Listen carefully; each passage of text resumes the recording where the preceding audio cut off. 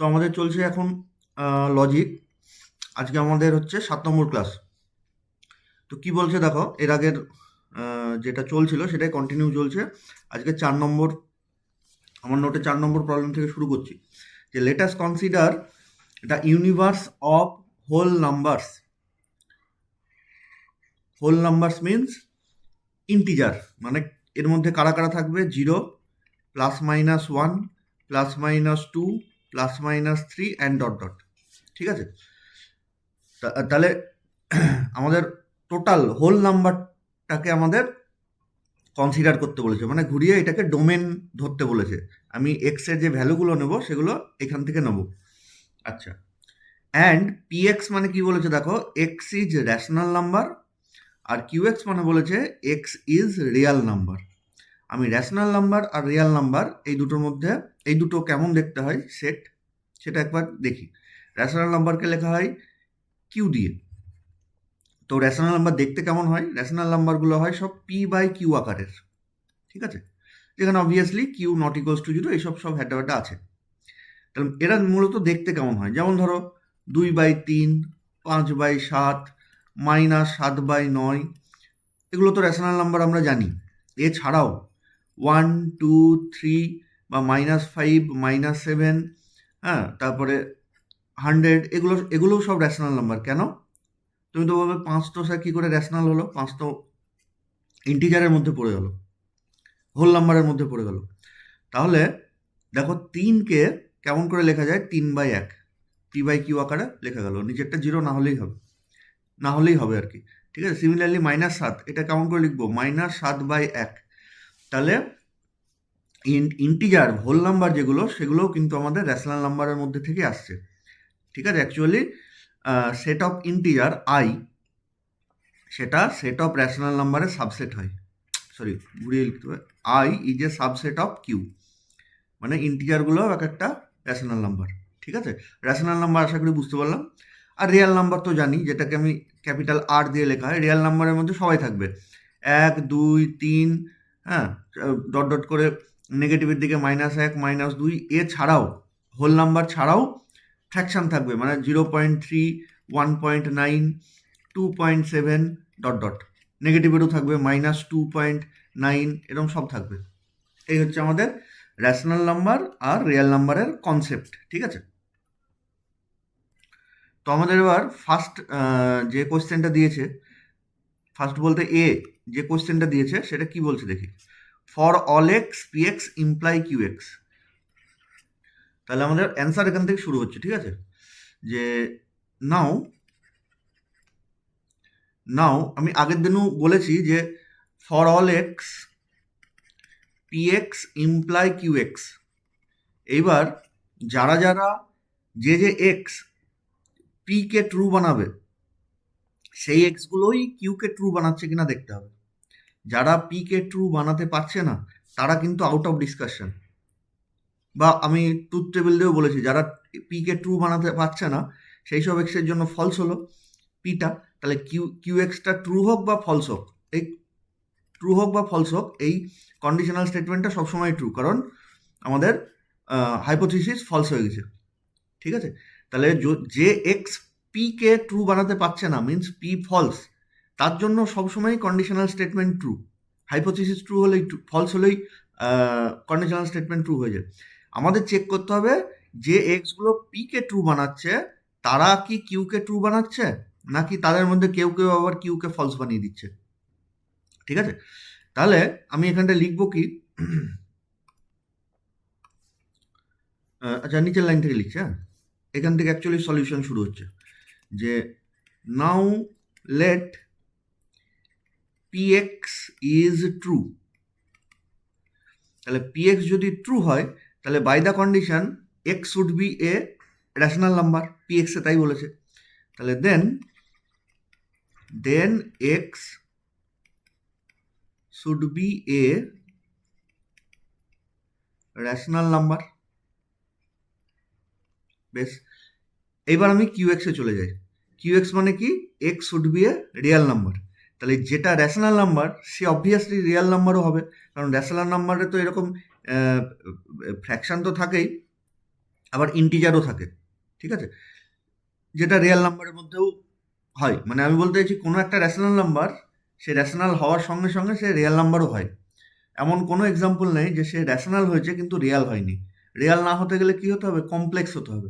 তা আমরা তো কমপ্লেক্স মানে ওই এ প্লাস আইবি এই ফর্মে আসতে হবে। তাহলে এ প্লাস আইবি ফর্মে তো রেশনাল নাম্বার কেউ নেই, যে রেশনাল নাম্বার হবে যে রিয়েল নাম্বার হতে পারবে না। তাহলে then x should be a rational number and hence x is also a real number. তাহলে যাহাই রেশনাল নাম্বার তাহাই রিয়েল নাম্বার। তাহলে হেন্স বা then for all x px imply qx is true। বুঝা গেল? এবার উল্টে বি এরটা বলেছে, উল্টে দিয়েছে। উল্টে দিয়ে কি বলেছে যে এবার for all x qx imply px, এটা কি true?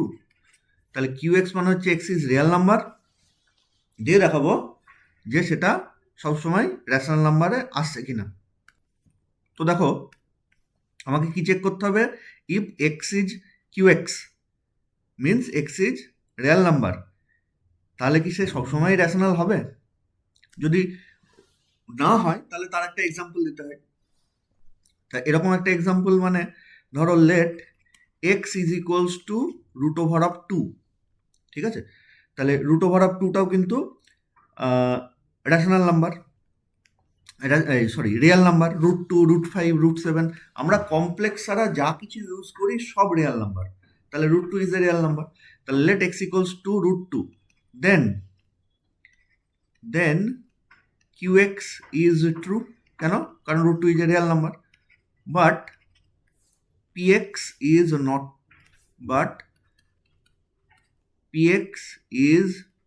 not, true since √2 is an irrational number। √2টা রেশনালে পড়ে না, ওটা ইরেশনালে পড়ে। √5 √7 এগুলো সব ইরেশনাল নাম্বারে পড়ে, ঠিক আছে? কেন? যেমন ধরো √9, তার তোমাদের মনে হবে তাহলে স্যার রুট থাকলে কি ইরেশনাল? না, অবভিয়াসলি না। √9 মানে 3, একটা ইন্টিজার। তাহলে এটা দেখতে ইরেশনালের মতো লাগছে কিন্তু আলটিমেটলি এ ইন্টিজার বা রেশনাল নাম্বার। বাট √2 এ তো আর কোনো ইন্টিজার আসছে না, সেই জন্য এগুলো হচ্ছে ইরেশনাল। তাহলে qx মানে হচ্ছে এক্স ইজ রিয়েল নাম্বার, তাহলে তার জন্য আমি এক্স এর ভ্যালু √2 ধরলাম। তাহলে qx ইজ ট্রু এক্স এর ভ্যালু √2 জন্য, বাট px ইজ ফলস। তার মানে কন্ডিশনাল স্টেটমেন্টটা ফলস হয়ে গেল, কারণ এখানটা হাইপোথিসিস ট্রু আছে বাট কনক্লুশন ফলস হয়ে গেছে। Therefore the conditional statement is false. বুঝা গেল? আচ্ছা, নেক্সট কোশ্চেন হচ্ছে আমাদের 5 নম্বরটা, যে for the universe of all triangles, মানে সমস্ত ট্রায়াঙ্গেলস ইন প্লেন, মানে একটা প্লেনের উপরে যত ট্রায়াঙ্গেল হয় সেগুলো আমরা কালেকশন করেছি। প্রচুর ট্রায়াঙ্গেল হবে, সেই ট্রায়াঙ্গেলের মধ্যে কিছু ইকুইল্যাটারাল ট্রায়াঙ্গেল থাকবে। আচ্ছা, ইকুইল্যাটারাল মানে আমি একটু লিখে দিচ্ছি। ইকুইল্যাটারাল মানে হচ্ছে আমাদের সমবাহু ত্রিভুজ, ঠিক আছে? আমি আমার ভিডিও যারা দেখছো, যেহেতু বাংলায় আমি বলছি, তার মানে আমি ধরেই নিচ্ছি যে তোমরা সবাই বেঙ্গলি মিডিয়াম থেকে পাস আউট হয়েছো। আমি নিজেও বেঙ্গলি মিডিয়াম থেকেই পাস আউট হয়েছি। এবার যেহেতু ফার্স্ট সেমিস্টারে পড়ছো, টার্ম নিয়ে বেশ একটু সমস্যা তৈরি হয়। ইকুইল্যাটারাল মানেই কি জানি না, আমি অঙ্ক কী করে করবো। তো এই জন্য আমি চেষ্টা করছি টার্মগুলোকে একটু পাশে পাশে লিখে দেওয়ার। তো যাই হোক, আমার একটা প্লেনের উপরে যতগুলো ট্রায়াঙ্গেল আঁকা যায় সব ট্রায়াঙ্গেলগুলো এঁকে আমি এক জায়গাতে নিলাম। এইবারে দেখো সেই ট্রায়াঙ্গেলের মধ্যে ইকুইল্যাটারাল ট্রায়াঙ্গেল থাকতে পারে মানে প্রচুর থাকবে যারা ইকুইল্যাটারাল সমবাহু, বা আইসোসেলিস থাকতে পারে। আইসোসেলিস মানে হচ্ছে সমদ্বিবাহু, বা ইকুই অ্যাঙ্গুলার মানে সবগুলোই সমান সমান কোণ। সমকোণী নয় কিন্তু, সমকোণী মানে অন্য, রাইট অ্যাঙ্গেল ট্রায়াঙ্গেল।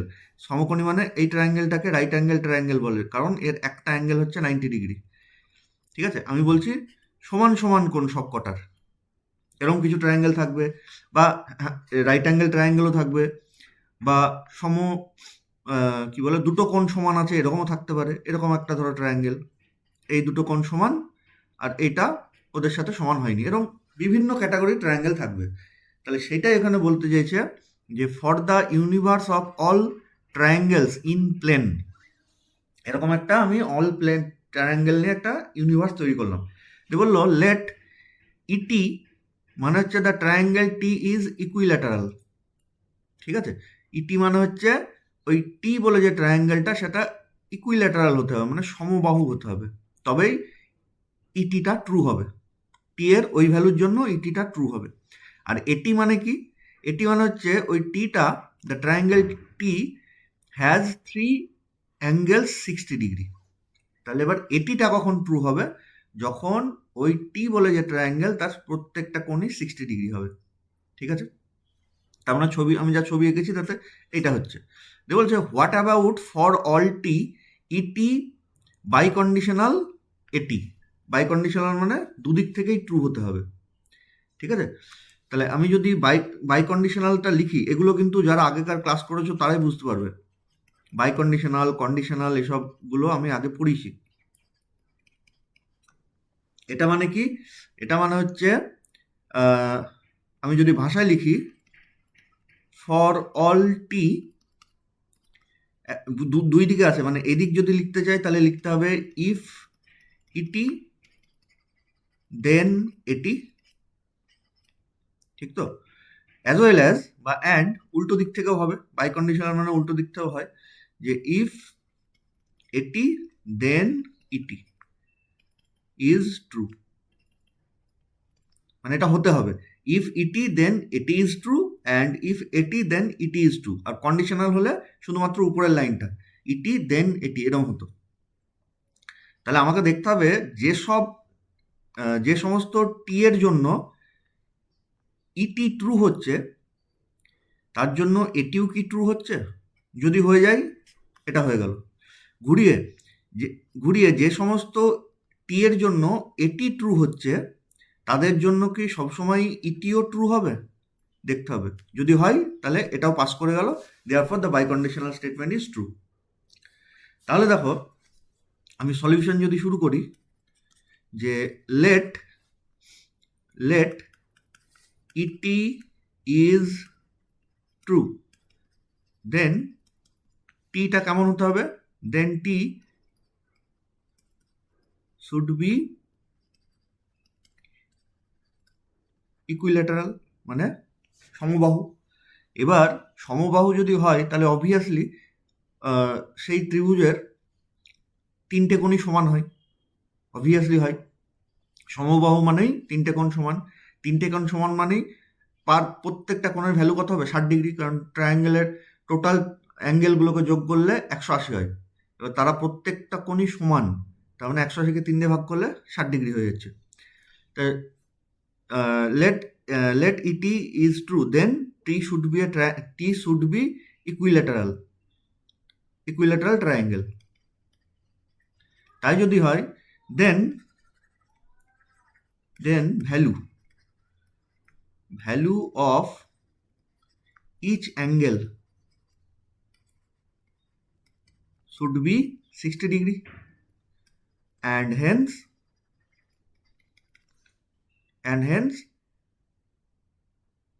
60 ডিগ্রি হলো and hence, তাই যদি হয় তাহলে আমরা কি লিখে দেবো? এটি ইজ ট্রু, কারণ এটি ট্রু হতে গেলে টিকে প্রত্যেকটা কোণকে 60 ডিগ্রি হতে হয়, সেটা পেয়ে গেছি, দেয়ারফর এটি ইজ ট্রু। তাহলে hence for all x E T imply A T, এটা একদিক হলো। ঘুরিয়ে উল্টো দিকটা তোমরা নিজেরা লিখবে, আমি বলে দিচ্ছি যে লেট এটি ইজ ট্রু মানে each angle of the triangle T is 60 degree. এবার প্রত্যেকটা অ্যাঙ্গেল 60 ডিগ্রি হওয়া মানে তিনটে কোণই সমান, তাহলে তাদের বাহুও সমান। তাহলে each side of the triangle T are equal, তাই যদি হয় তাহলে পরের লাইনে লিখে দেবো hence T is an equilateral triangle and hence ET is also true. Therefore for all T AT imply ইটি, এটি ইমপ্লাই ইটি। একটু লেখাটা খুব বাজে হয়ে গেল, দেখো বুঝতে পারছো না। তাহলে আমি একবার পেলাম ফর অল টি এক্স নয় sorry for all T E T imply A T, তারপরে উল্টো পেলাম for all T AT imply ET, Haynes দুটোকে একসাথে করলে বাই ইমপ্লাইয়ের কন্ডিশনটা ট্রু হয়ে যাচ্ছে। ঠিক আছে, আমার নোটে কিন্তু একটু অন্যরকমভাবে লেখা আছে, তোমরা নোটেরটাও লিখতে পারো, এটাও লিখতে পারো, যা ইচ্ছে। আর আমাদের এটা হয়ে যাওয়ার পরই প্রিভিয়াস ইয়ার কোশ্চেন পেপারে সলভও করাবো। ঠিক আছে, আচ্ছা তাহলে নেক্সট কোশ্চেন দেখি। বলেছে if domain contains all real numbers, তাহলে then what is the truth value of for all x sine square x plus cos square x equals to 1। তো দেখো এখানটায় কোনো কন্ডিশন দেয়নি, একটাই স্টেটমেন্ট দিয়েছে যে এক্স স্কোয়ার মানে sign square x plus cos square x equals to 1, এটা কি ট্রু হবে ফর অল এক্সের জন্য? Yes, obviously. আমরা যখন লিখি যে sine square theta plus cos square theta is equals to 1, তখন কি থিটার ভ্যালু আমি কোনো কিছু উল্লেখ করি? অবভিয়াসলি করি না। তার মানে থিটার ভ্যালু যা ইচ্ছা হতে পারে। অবভিয়াসলি কমপ্লেক্স হলে হবে না, কিন্তু রিয়েল নাম্বার হলে হবে। কমপ্লেক্স হলে হবে কি হবে না আমার সঠিক জানা নেই, যে থিটার ভ্যালু যদি কমপ্লেক্স হয় তাহলে কি হয়, আদৌ এটা হয় নাকি হয় না আমি জানি না এটা, কিন্তু রিয়েল হলে তো হয় আমি জানি। কেন? কারণ আমি এটা যখন লিখি পাশে কোনো কন্ডিশন লিখি না, তার মানে যে কোনো থিটার জন্যই হবে। Hence the result is true for all x sine square x plus cos square x equals to 1। দেখবে আমার নোটে লেখা আছে। ঠিক আছে, এরপর আসছে আমাদের নেক্সট কোশ্চেনে। তো নেক্সট কোশ্চেন আমাদের কি বলেছে দেখো, নেক্সট কোশ্চেনে বলেছে যে is the statement there exist m there exist n 41 equals to m square plus n square true. কোশ্চেনটা একটু ভুল লেখা আছে, হ্যাঁ মানে ভাষাতে ভুল আছে, ইফ দ্য স্টেটমেন্ট বলে কি সব লেখা আছে। তো যাই হোক একটু ঠিক করে নিও কোশ্চেনটা। তাহলে এখানটায় দুটো দেয়ার এক্সিস্ট এসছে, এটাকে নেস্টেড বলা হয়। মানে পরপর দুটো যদি কোয়ান্টিফায়ার থাকে, সে দুটোই দেয়ার এক্সিস্ট বা দুটোই ফরল বা একটা দেয়ার এক্সিস্ট একটা ফরল, তাহলে নেস্টেড কোয়ান্টিফায়ার বলা হয়। ঠিক আছে, ঠিক আছে। আর বলছে is the statement there exist m there exist n 41 equals to m square plus n square true. এটা কি ট্রু? যেখানে domain contains all positive integers, তাহলে এম আর এন শুধুমাত্র পজিটিভ ইন্টিজার নিতে পারবে, ভ্যালু পজিটিভ ইন্টিজার নিতে পারবে। মিনস 1 2 3 4 ডট ডট করে শুধুমাত্র এই সবগুলোই নিতে পারবে এম আর এন। ঠিক আছে, তাহলে আমাদের যেটা বলেছে যে there exist m there exist n, ওটাকে যদি উল্টেও লিখতাম যে m square plus n square is equals to 41, এর মানে কি অন্তত একটা দেয়ার এক্সিস্ট মানে অন্তত একটা এম আর অন্তত একটা এন থাকতে হবে যে কিনা এই ইকুয়েশনকে স্যাটিসফাই করবে, এবং এম এন এর ভ্যালু পজিটিভ ইন্টিজার হতে হবে। যদি পজিটিভ ইন্টিজার না বলতো তাহলে তো ইজি হয়ে যেত। আমি ধরো এম এর ভ্যালু সার্টেন কিছু একটা নিয়ে নিলাম 2, তার মানে এন স্কোয়ার মানে কত হবে 41 মাইনাস এম স্কোয়ার মানে 4 হয়ে গেল, তার মানে এটা কত হবে 37 হয়ে গেল। তাহলে এন এর ভ্যালু কত plus minus root over of 37, তাহলে এম এর ভ্যালু 1 আর এন এর ভ্যালু রুট ওভার অফ 37 যদি নিতাম তাহলে ইকুয়েশন, তাহলে এটা ট্রু হয়ে যেত। কিন্তু ঘটনা হচ্ছে রুট ওভার অফ 37 নেওয়া যাবে না, কারণ domain contains only positive integers. Root over of 37 তো পজিটিভ ইন্টিজার নয়, এটা তো ইরেশনাল নাম্বার হয়ে গেল। বুঝে গেল? যদি ওই কন্ডিশন না দিত, অল রিয়েল নাম্বার বলতো, তাহলে তো ইজি হয়ে যেত। তো সেই হিসাবে তাহলে আমাকে এবার দেখতে হবে যে আদৌ ওইরকম অন্তত একটা এম আর অন্তত একটা এন পাওয়া যায় কিনা যাদের স্কোয়ার করে যোগ করলে 41 আছে। তাহলে এখানটা আমি চেক করি, দেখে বোঝা যাচ্ছে না তাই চেক করতে হচ্ছে। তাহলে আমি এখান থেকে শুরু করি যে let m equals to 1, then n square is equals to 41 minus m square মানে 1 means 40, this equals to n equals to plus minus root over of 40। এটা ইন্টিজার হলো না, m ইন্টিজার কিন্তু n ইন্টিজার হলো না। তাহলে এবার দেখি আমি m এর ভ্যালু 2 নিয়ে, তাহলে দেন n square is equals to 41 minus m square মানে 4, ও একটু আগে যেটা করলাম, তাহলে n এর value plus minus root over of 37, এটাও ইন্টিজার হলো না। তাহলে এরপরে আমরা পরপর যদি নিতে থাকি m equals to 3, then n square is equals to 41 minus 9, তার মানে এটা কত হবে 32। তাহলে n এর value plus minus root over of 32, এটাও ইন্টিজার হলো না।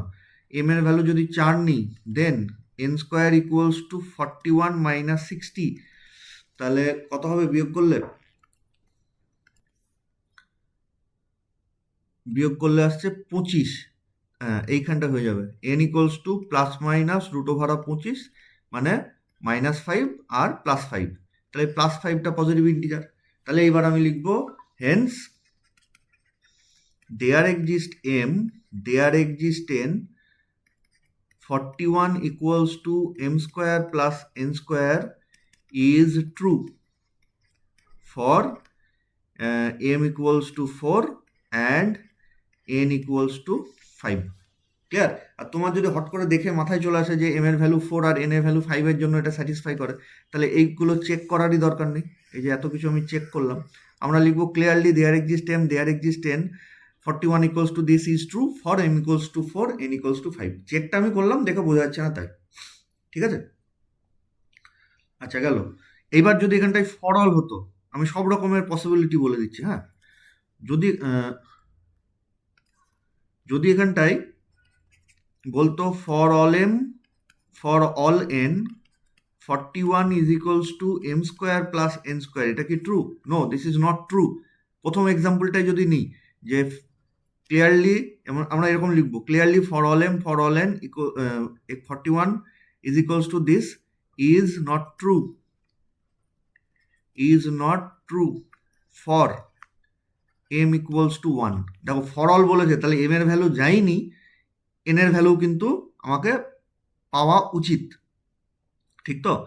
তাহলে m এর ভ্যালু 1 এর জন্যই তো ট্রু হচ্ছে না, কারণ তখন n এর ভ্যালু হয়ে যাচ্ছে root over of 40, which is not a integer, positive integer. ঠিক আছে? আচ্ছা, আরও একটা কেস এখানে বলে দিই। ধরে নিচ্ছি m এর ভ্যালু 4 এর জন্য এটা ইন্টিজার আসছে না, সাপোজ এটা অন্য কিছু এসছে, নন ইন্টিজার এসছে, তাহলে পরে কি নিতাম m equals to 5।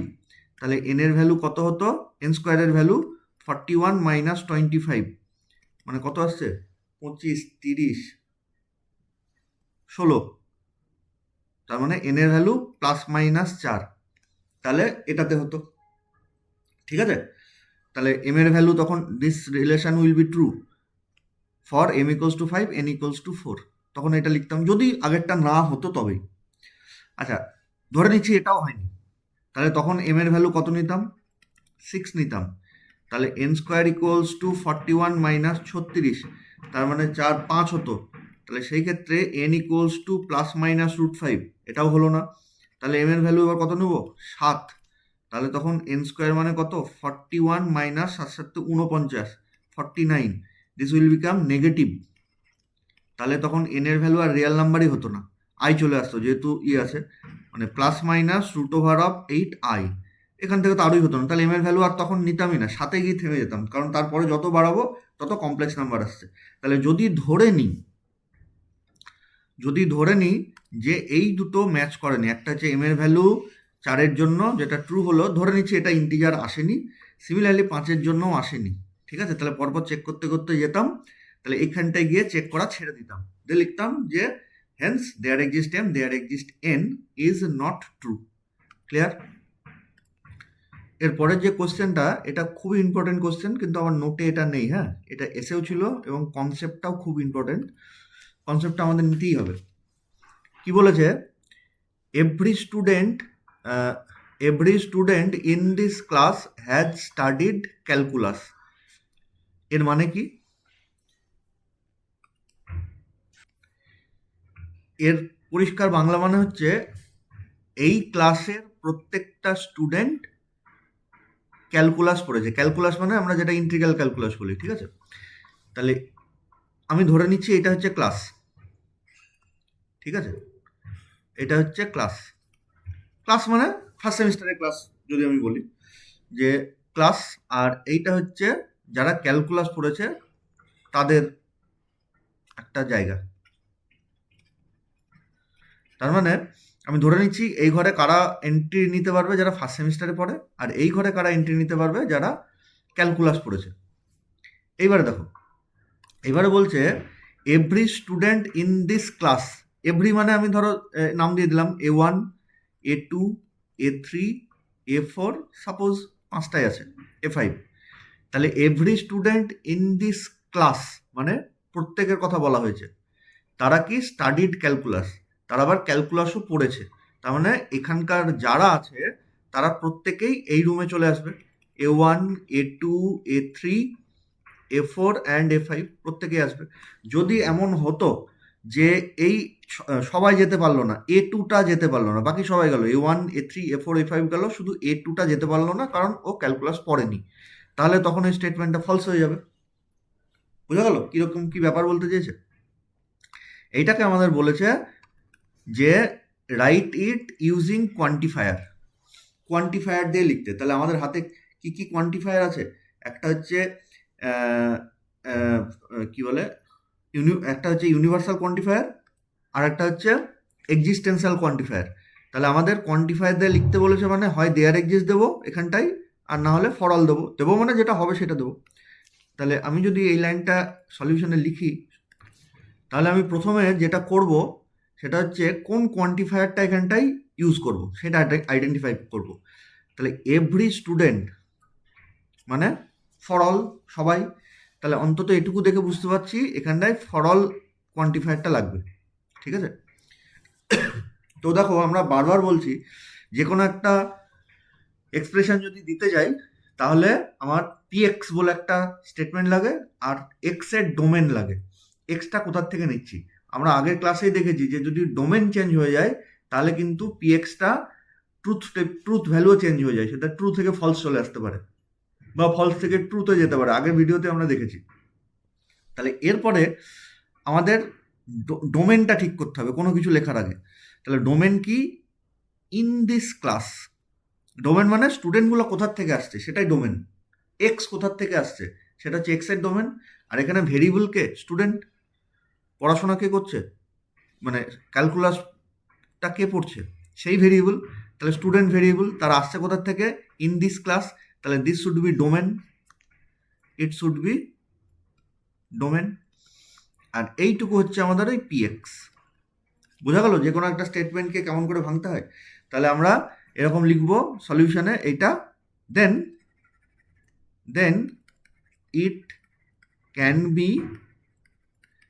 it can be written as for all x px where ডোমেনটা অবশ্যই লিখতে হবে। তাহলে ডোমেনটা লিখবো যে where ডোমেন অফ এক্স, সেটা কি? তারা হচ্ছে students in this class. This মানে কোন ক্লাস সেটা কিন্তু স্টেটমেন্টে পরিষ্কার নেই, সেজন্য আমিও দিস ক্লাসে লিখে দিয়েছি। যদি বলতো ফার্স্ট সেমিস্টার তাহলে আমরা লিখতাম স্টুডেন্টস ইন ফার্স্ট সেমিস্টার। বুঝা গেল? তাহলে এরকম করে আমরা লিখবো ফর অল এক্স px, যেখানে এক্স এর ডোমেন কোথার থেকে? X, domain of x is a student in this class. তাহলে আমাদের কোয়ান্টিফায়ার দিয়ে হয়ে গেল। এইবারে এটাকে কোশ্চেন এরকমও দেয় যে right it not using quantifier. আমি কোশ্চেনটা লিখি, সরি নট ইউজিং নয়, using conditional statement. Right it using conditional statement. তো কোশ্চেন এরকম ঘুরিয়েও দিতে পারে। তাহলে আমাকে একটু মাথায় রাখতে হবে ফর অল যেখানে আসবে সেখানে সেটা কন্ডিশনাল স্টেটমেন্ট দিয়েও কিন্তু আমাদের আসতে পারে। তাহলে আমি স্টেটমেন্টটা যদি একবার এখানটায় লিখি, আরেকবার লিখছি আর কি। তো দেখো, every student in this class has studied calculus. তাহলে এটাকে কন্ডিশনালে কেমন করে লেখা যায়? মানে এটা যদি বাংলায় লিখি তাহলে কি হবে? এই ক্লাসে প্রত্যেকটা স্টুডেন্ট ক্যালকুলাস পড়েছে। আচ্ছা, তাহলে এটাকে দেখো এরকম করে বলা যায় কি না, একটা স্টুডেন্ট যে এই ক্লাসে পড়েছে সেই ক্যালকুলাস পড়েছে। তাহলে দেখো ইফ দেন ব্যাপারটা আসছে, যদি এই ক্লাসে পড়ে তাহলে ক্যালকুলাস পড়েছে, অন্য ক্লাসে পড়লে ক্যালকুলাস পড়েছে কিনা সেসব আমার জানার দরকার নেই, দেখারও দরকার নেই। বুঝতে পেরেছো? তাহলে স্টুডেন্ট ইফ সে এই ক্লাসে স্টাডি করেছে then he has also studied calculus, তাহলে ইফ দেন ব্যাপারটা চলে আসলো। তাহলে সেইটা আমরা যদি ভাষায় লিখি, ভাষায় লিখি মানে এই দেখো উপরের দিকে তাকাও, উপরে যে ইয়েটা আমি লিখেছিলাম প্রথম ডায়াগ্রামটা, ইফ সে ফার্স্ট সেমিস্টারে পড়ে দেন সে স্টাডিড ক্যালকুলাস, তাহলে সেটা কেমন করে লিখবো, যে সলিউশনে it can also be written as for all x px imply qx। আগেরটাই না, সরি আগেরটাই px মানে কি সেটা লিখতেই ভুলে গেছি, দাঁড়াও আমি ঠিক করে লিখে দিই উপরটা।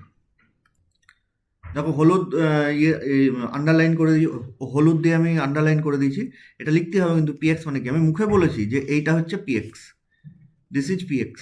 তাহলে আমরা সলিউশনে কি লিখবো, লেট পিএক্স মানে এক্স হ্যাজ স্টাডিড ক্যালকুলাস। তাহলে একটা যে কোনো স্টেটমেন্টকে কিন্তু এরকম, ভেরিয়েবলকে স্টুডেন্ট হচ্ছে ভেরিয়েবল, ঠিক আছে, ডোমেনকে দিস ক্লাস হচ্ছে ডোমেন, তাহলে আর কে পড়ে থাকলো, বাকিটাই হচ্ছে পিএক্স। তাহলে যেটুকু পড়ে থাকবে সেটুকুকে আমরা লিখবো has studied calculus, means x has studied calculus, then it can be written as for all x P x. আচ্ছা, এবারে আমরা দ্বিতীয়টায় আসি, আমাকে কন্ডিশনাল স্টেটমেন্ট দিয়ে লিখতে বলেছে, তাহলে এরকম লিখবো যে ইফ পিএক্স দেন কিউএক্স। তাহলে পিএক্স মানে আমরা কি লিখবো, তাহলে আমরা পিএক্স এর যেটা লিখবো সেটা লিখবো এরকম, x is in this class. যদি বলতো first semester, every student in first semester, তাহলে আমরা লিখতাম x is in first semester. Class বলেছে তাই আমরা ক্লাসই লিখেছি। আর কিউএক্স মানে লিখবো এক্স হ্যাজ স্টাডিড ক্যালকুলাস, ঠিক আছে। তাহলে it can be written as for all x P x imply Q x, তাহলে সেই হিসাবে আমাদের কি হলো, যে for all x if x is in this class then x has studied calculus, এটাতে তাই হলো, এটা মানে তাই বোঝাচ্ছে। এবার সেকেন্ড কাজ যেটা হলো সেটা হচ্ছে ডোমেন বার করা। আগেরটায় দেখো ডোমেন লিখেছিলাম, ডোমেন হচ্ছে ডোমেন অফ এক্স হচ্ছে স্টুডেন্ট ইন দিস ক্লাস। তাহলে আমি যদি এখানটায় domain where domain of x যদি ইন দিস ক্লাস লিখে দিই, তাহলে দেখো লেখাটার মান খুব কমে গেল, আমি ডোমেন দিয়ে আটকে দিয়েছি ইন দিস ক্লাস, তাহলে আবার এই পিএক্স বলে কন্ডিশনটার কি দরকার ছিল, যদি এই ক্লাসে পড়ে, তাই না। এই যে পিএক্স মানে আমি তো আটকাতে চেয়েছি যে যারা যারা এই ক্লাসে পড়ে তারাই ক্যালকুলাস পড়েছে, তারা আমি যদি ডোমেন দিয়ে আটকে ফেলতে পারি, যেটা আগেই করেছি, ডোমেন অফ এক্স হচ্ছে স্টুডেন্ট ইন দিস ক্লাস, ডোমেনেই যদি আটকে ফেলতে পারি তাহলে তো আমার কন্ডিশনের দরকার নেই, আর যাচাই করার দরকার নেই তারা এই ক্লাসে পড়ে কিনা। কিন্তু আমি এখানটা যাচাই করেছি, তাহলে ডোমেন কিন্তু আর ইন দিস ক্লাস লিখবো না, ডোমেন লিখবো অল দ্য স্টুডেন্টস। বোঝা গেল? তাহলে সমস্ত স্টুডেন্ট যারা এই ক্লাসে পড়ে তারাই ক্যালকুলাস পড়েছে। এবার দেখো ঠিক হলো, হয় আমি ডোমেনে আটকাবো আর নাহলে কন্ডিশনাল স্টেটমেন্ট দিয়ে আটকাবো, ক্রাইটেরিয়াটা দেবো, ঠিক আছে। তাহলে হয় ডোমেন অফ এক্স, সেটা কি লিখবো, অল পিপল লিখে দিই, স্টুডেন্ট তো আছেই, যে স্কুলের কথা বলা হচ্ছে বা কলেজের কথা বলা হয়েছে সেখানটাই সমস্ত স্টুডেন্টগুলোও নেওয়া যেতে পারে, দিয়ে তারপর আমরা ইফ বলে বাছাই করছি, বা পৃথিবীর সমস্ত মানুষকেও ধরে নিতে পারি, কি না, তো পৃথিবীর সমস্ত মানুষ যারা এই ক্লাসে পড়ে, ভালো করে এই দিকটায় তাকিয়ে দেখো, এরকম করে বলা যেতে পারে যে সমস্ত মানুষ পৃথিবীর যারা এই ক্লাসে পড়ে তারা ক্যালকুলাস পড়েছে। বোঝা গেল? এরকম করে আমরা কন্ডিশনাল স্টেটমেন্টে লিখতে পারি। তাহলে এই জায়গাটা লেখার সময় তো এত চিন্তা ভাবনা করে লিখতে গেলে সময় চলে যাবে, তাহলে এই জায়গাটা আমরা এরকম করে মনে রাখবো যে ফর অল যদি হয় তাহলে কিন্তু এরকম করে কন্ডিশনাল স্টেটমেন্ট দিয়েও লেখা যেতে পারে। এবার কেমন করে লেখা যেতে পারে সেটার এক্সাম্পল একটা দিলাম। এইবার এইখানটায় স্টুডেন্টরা ভুল কি করে দেখো, ডোমেন হচ্ছে তো অল পিপুল হয়ে গেল, এবার অনেকে এইটাই এরকম করেও লিখে দেয় for all x P x conjunction Q x. ঠিক আছে, মানে যারা এই ক্লাসে পড়ে তারাই ক্যালকুলাস পড়েছে, এভাবেও তো ভাবা যেতে পারে, যারা এই ক্লাসে পড়ে এবং ক্যালকুলাস পড়েছে। তাহলে এটার মানে কিন্তু অন্য কিছু হয়ে যায়। ফর অল এক্স তার মানে অল দ্য পিপল যারা এই ক্লাসে পড়ে এবং ক্যালকুলাস পড়েছে। তাহলে সমস্ত পিপুলকে এই ক্লাসে পড়ে, এটা মানে কিন্তু তাই দাঁড়াচ্ছে যে সমস্ত পিপুল এই ক্লাসে পড়ে এবং ক্যালকুলাস পড়েছে। আটকানো জায়গায় নেই, আমি ডিক্লেয়ার করেছি এই ক্লাসেও পড়ে আবার ক্যালকুলাসও পড়েছে, আমি আটকাতেই পারিনি, মানে কোয়ান্টিফাই করতে পারিনি, মানে কোয়ান্টিফাই মানে এই ক্লাসের ভেতরে আমি বেছে বেছে নিতেই পারিনি। এটার মানে হচ্ছে সমস্ত পিপুল এই ক্লাসেও পড়ে আবার ক্যালকুলাসও পড়েছে। This is false, this is wrong. ঠিক আছে, তাহলে মনে রাখবে অ্যান্ড মানে এরকম ছোট্ট করে মনে রাখবে যে for all x P x. ঠিক আছে, এটাকে এমন করেও লেখা যায় for all x P x imply Q x. এখানটা একটা কনফিউশনের ব্যাপার, এই পি এক্স আর এই পি এক্স কিন্তু সেম নয়, বোঝা গেল? দেখো ভালো করে দেখো, নাম দুটোরই পি এক্স দিয়েছে। এই পি এক্স মানে কি?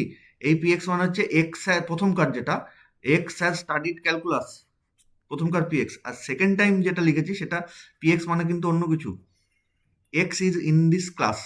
তাহলে এই জায়গাটায় যেন মানে ইয়ে না হয়, কনফিউশন না হয়, দু জায়গাতেই পি এক্স কিন্তু পি এক্স এর ভ্যালু সেম নেওয়া হয়নি। আর ওই কনজাংশন দিয়ে এটা লেখা যাবে না। ঠিক আছে, এইটুকু মাথায় রাখবো। এবার আসছি আমরা নেক্সট একটা এক্সাম্পল, এটাও আমার নোটে নেই, এটাও ইম্পর্টেন্ট, যেটা করালাম এটাও ইম্পর্টেন্ট, যেটা করাবো এবারে সেটাও ইম্পর্টেন্ট।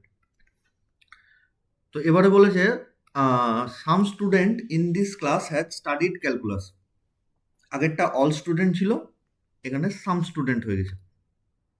তাহলে আমরা সলিউশনে প্রথমে লিখবো লাইনটাকে, হ্যাঁ,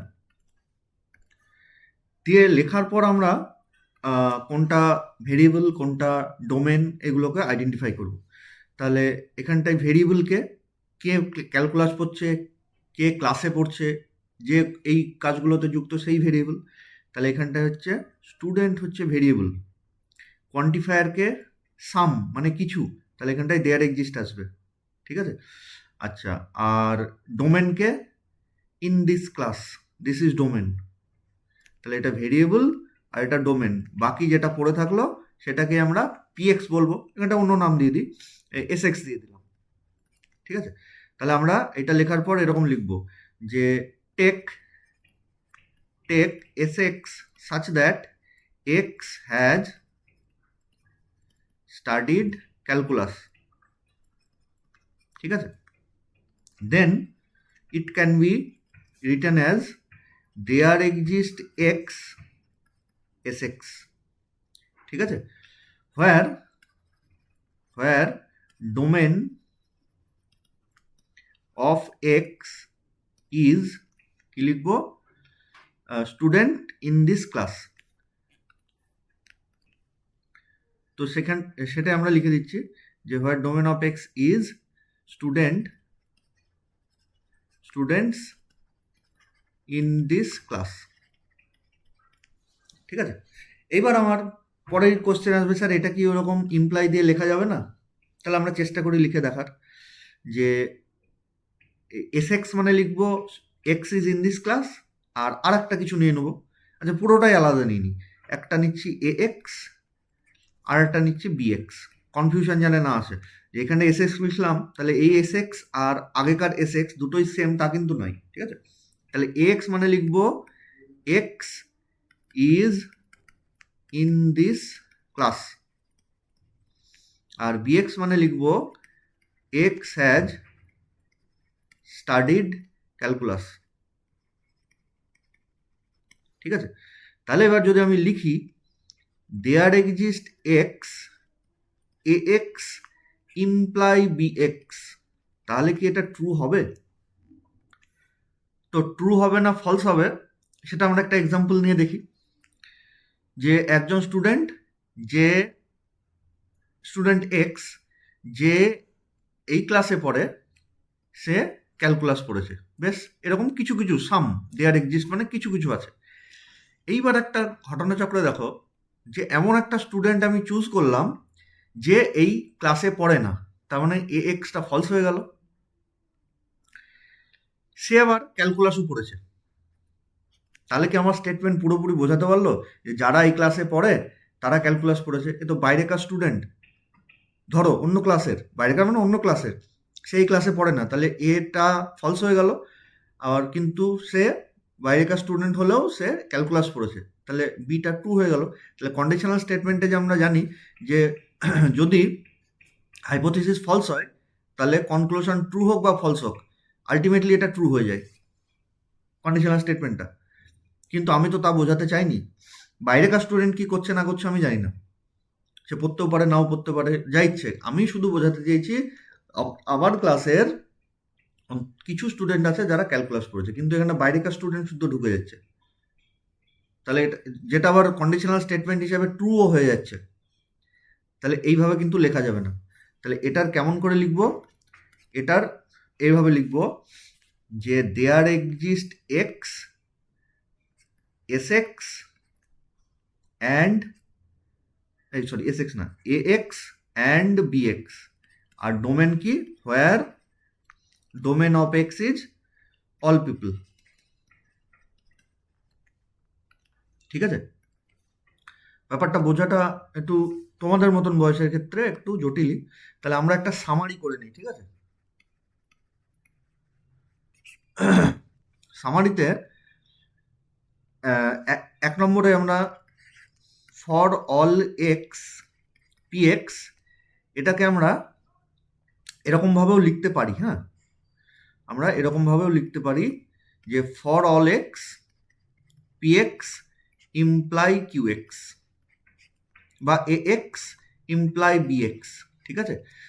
এবং লেখার সময় আমরা মাথায় রাখবো যে ডোমেন পাল্টে যাবে। প্রথম for all x P x মানে ডোমেন যারা যারা বলেছে শুধু ইন দিস ক্লাসই হবে। আর পরেরটা যদি লিখি তাহলে অল পিপল হবে। 2 নম্বর, যদি there exist x P x থাকে তাহলে সেটা আমরা লিখতে পারবো for all x A x conjunction B x. এখানেও কিন্তু ডোমেন পাল্টে যাবে। এখানটাই হচ্ছে যারা যারা বলেছে পার্টিকুলার তারাই ডোমেনে আসবে। প্রথমটাই দেয়ার এক্সিস্ট মানে in this class, student in this class. আর পরেরটাই ডোমেন হয়ে যাবে অল দ্য পিপল। এইটা আমরা একটু মনে রাখবো। এতক্ষণ বোঝানোর আমার মূল উদ্দেশ্য হচ্ছে এই জিনিসটা, ফর অলটাকে আমরা এইভাবে লিখতে পারি, দেয়ার এক্সিস্টটাকে ওইভাবে লিখতে পারি। ঠিক আছে? খুব ভালো করে পড়বে এই জায়গাটা। আচ্ছা, তো যদিও ক্লাসটা লম্বা হয়ে যাচ্ছে, ধর ছোট ছোট দুটো টপিক আছে, সেই দুটো এখানে বলে দিই। ঠিক আছে? দিয়ে ক্লাসটাকে শেষ করব। এর পরের টপিক হচ্ছে আমাদের কি আছে, ইউনিকনেস কোয়ান্টিফায়ার নাকি? এক মিনিট, হ্যাঁ, ইউনিকনেস অফ কোয়ান্টিফায়ার বা ইউনিক এক্সিস্টেশনাল কোয়ান্টিফায়ার।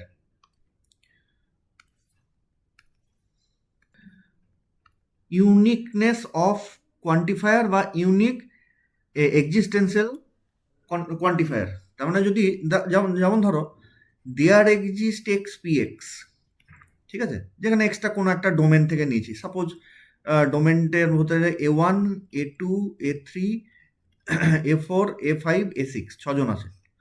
তাহলে এই দেয়ার এক্সিস্ট মানে কি হতে পারে যে এদের ভেতরে এই এই 3জন হচ্ছে ওই পিএক্সকে স্যাটিসফাই করেছে, তাহলে দেয়ার এক্সিস্ট এক্স পিএক্স, এটা ট্রু হবে।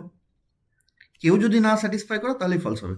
আচ্ছা, এর 3জন যেমন করেছে, এরকম এমন তো হতেই পারে যে A1ও স্যাটিসফাই করেনি, A6ও স্যাটিসফাই করেনি, অনলি A5 স্যাটিসফাই করেছে, তাহলেও দেয়ার এক্সিস্ট এক্স পিএক্স, এটা ট্রু। অন্তত একটা হলেই হবে। এবার পার্টিকুলার যদি এক্স্যাক্টলি একজনই স্যাটিসফাই করে, সেখানে আসে ইউনিকনেস অফ কোয়ান্টিফায়ার বা ইউনিক এক্সিস্টেন্সিয়াল কোয়ান্টিফায়ার, যেটাকে লেখা হয় দেয়ার এক্সিস্ট দিয়ে এরকম একটা exclamation sign x P x, বা there exist 1 x P x. তাহলে দেয়ার এক্সিস্টই থাকছে, কিন্তু ঘটনা হচ্ছে এখানটায় আরও পরিষ্কার করে বোঝানোর জন্য যে একজনই আছে, সেটা বোঝানোর জন্য এই সাইনটা দেওয়া হয়। যেমন ধরো আমি যদি ধরি P x such that x equals to 1 বা এক্স মাইনাস 1 ইকুয়ালস টু 0, দিয়ে ডোমেনে আমি রিয়েল নাম্বার রেখেছি, তাহলে এরকম কটা এক্স পাবো? একটা এক্স পাবো। তাহলে আমি সেই হিসাবে যদি লিখি there exist x P x, তাহলে বোঝা যাচ্ছে যে অন্তত একজন এক্স আছে, there exist x P x is true.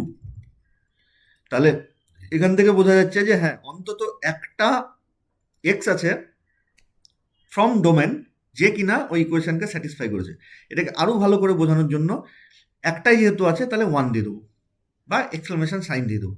কিন্তু কিউ এক্স মানে ধরো এরকম আছে x square minus 1 equals to 0, তাহলে এটা এক্স এর কটা ভ্যালুর জন্য স্যাটিসফাই করবে? ধরো এখানটায় আমি 9 দিয়ে দিলাম, এক্স স্কোয়ার মাইনাস 9, তাহলে এক্স এর দুটো ভ্যালুর জন্য, প্লাসের জন্য +3 -3, তাহলে এখানটায় there exist x Q x is true. তাহলে ডোমেন থেকে কিছু সংখ্যক থাকবে যারা একে স্যাটিসফাই করবে, কিছু সংখ্যক কে একটা +3 একটা -3, কিন্তু এখানটা আমি 1 দিতে পারবো না। কেন? কারণ এখানটা দুটো ভ্যালু যারা স্যাটিসফাই করেছে এরকম চলে এসছে, তাহলে এখানটায় অনলি দেয়ার এক্সিস্ট হবে, আর এখানটায় দেয়ার এক্সিস্ট 1। ঠিক আছে, এটাকে বলা হয় ইউনিক এক্সিস্টেন্সিয়াল কোয়ান্টিফায়ার। আচ্ছা, তারপরে 15 নম্বর যেটা আছে সেটা হচ্ছে প্রিসিডেন্স অফ কোয়ান্টিফায়ার। যেমন আমরা লজিক্যাল স্টেটমেন্টের প্রেসিডেন্স পড়েছিলাম, প্রথমে হচ্ছে প্যারান্থিসিস থাকে, তারপরে নেগেশন থাকে, তারপরে কনজাংশন, তারপরে ডিসজাংশন, এরকম করে পড়েছিলাম। এবার তার ভেতরেও যদি আবার কোয়ান্টিফায়ার চলে আসে, মানে এবার আমি ভাবছি ফর অল আর দেয়ার এক্সিস্ট সমেত, এরা তো আছেই, তার সাথে ফর অল আর দেয়ার এক্সিস্টও ভাবছি, তাহলে ওখানটা পরিষ্কার দেখো লেখা আছে যে the quantifier for all and there exist has higher precedence then all other logical operations. সমস্ত লজিক্যাল অপারেশনের থেকে ফর অল বা দেয়ার এক্সিস্ট এদের প্রেসিডেন্স বেশি, তাহলে সেই হিসাবে যদি লিখতে হয় তাহলে এই ফর অলটাকে আগে লিখতে হবে। তাহলে কীরকম ব্যাপার? ধরো কোনো একটা স্টেটমেন্ট এরকম লেখা আছে যে for all x P x, for all x P x conjunction disjunction Q x, তাহলে আমি ফর অলটা পি এক্সের উপরে দেবো। আচ্ছা, ব্র্যাকেটের পরে হবে এটা, হ্যাঁ, মানে ব্র্যাকেট সবসময় হায়ার প্রেসিডেন্স। তাহলে ধরো কেউ ভাবতে পারে এটা কি এরকম হবে, মানে ফর অলটা শুধু পি এক্সের উপরে আছে নাকি ফর অলটা পি এক্স ডিসজাংশন কিউ এক্সের উপরে আছে, এইটা আমরা কি করে বুঝবো? সিম্পলি এরকম স্টেটমেন্ট আছে P x for all x P x disjunction Q x, এরকম সিম্পল একটা স্টেটমেন্ট দিয়েছে। তাহলে ফর অলটা কার উপরে হবে? ব্র্যাকেট দেয়নি কিন্তু, হ্যাঁ, তার ব্র্যাকেটটা কোথায় দেবো? যেহেতু অন্যান্য লজিক্যাল অপারেটর থেকে ফর অল এক্সটা এর ওয়েটেজ বেশি, তার মানে ফর অল এক্সটা আমরা আগে অ্যাপ্লাই করবো, তাহলে সেই হিসাবে এই স্টেটমেন্টটা হবে ট্রু। সিমিলারলি এখানটা যদি ফর অল না থাকে দেয়ার এক্সিস্ট থাকতো, তাহলে আমরা দেয়ার এক্সিস্টের ওয়েটেজটাকে বেশি দিতাম। এবার বাই চান্স হয়তো দেখা গেছে এই স্টেটমেন্ট কিন্তু এরকম ব্র্যাকেট দিয়ে করেছে, তাহলে তো আর কিছু বলার নেই, যেটা ব্র্যাকেট আছে সেটা আগে করবো। কিন্তু ব্র্যাকেট দেওয়া যদি না থাকে, মিনস এইটা যদি থাকে, তাহলে কিন্তু আমরা ফর অলটাকে শুধু পি এক্সের উপরেই অ্যাপ্লাই করবো, ভাববো আর কি। ঠিক আছে, আজকে এই পর্যন্ত থাকলো, নেক্সট দিন আবার নতুন ক্লাস হবে।